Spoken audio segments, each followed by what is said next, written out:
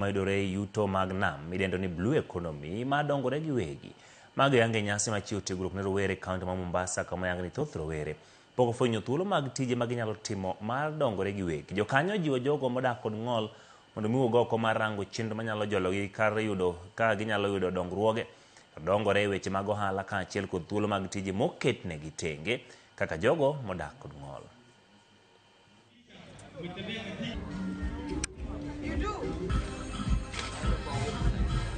We make sure that we connect them with skills in entrepreneurship so that they can start businesses that will potentially sustain their livelihoods and those of their families. So we're very excited to be here this morning and this day and for the next 2 days because our mandate, as I'd mentioned, is to support our young people get access to work.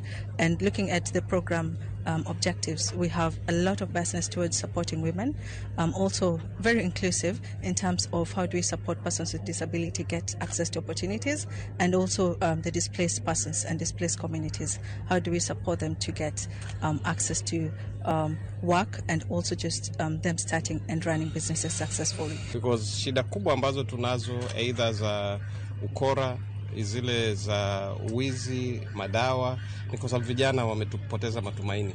Na matumaini ni kwa sababu hauna fedha ya kukupatia wewe hadhi kama kijana ama kama mwanadamu. Na function kama hii ni njia moja ya kumrudishia hadhi yule kijana. So tutaendelea kushirikiana na Bright Amande na wale washikadau wengine ili tujaribu kupunguza kwa kiasi fulani hili tatizo la ukosefu wa ajira kwa vijana.